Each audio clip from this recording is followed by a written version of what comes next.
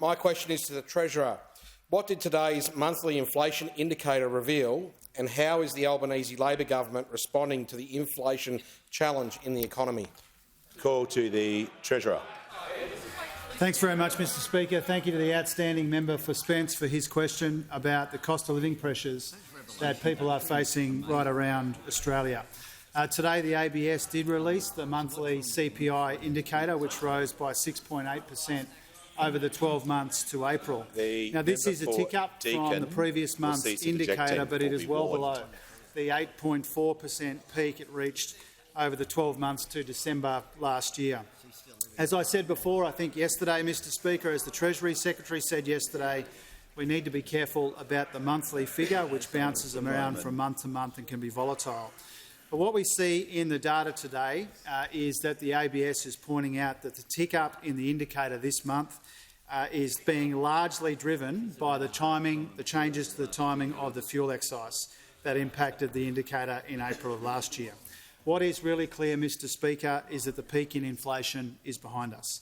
And while it has been higher than we'd like for longer than we'd like, it is expected to moderate over the year ahead, which is a point that the RBA Governor made today in his testimony. Now, this side of the House, Mr Speaker, does understand that Australians are under the pump with these cost of living pressures. It's why responding to the inflation challenge remains a central focus of the Albanese government's economic plan and the budget that we handed down earlier in May. It's why we delivered a responsible budget that struck the right balance between restraint and targeted cost of living relief so that we don't add to inflation pressures in the economy. And, Mr Speaker, the Governor of the Reserve Bank has said today, and he has said very, very, very clearly, that he doesn't think that the budget that was handed down from this dispatch box is adding to inflation. If anything, it's taking the pressure off inflation. And with that testimony this morning, Mr Speaker, the Reserve Bank Governor absolutely torpedoed the rubbish argument that has been peddled by those opposites since budget night. I mean, going around the country trying to get people to write that the budget's inflationary and it's going to put upward pressure on interest rates.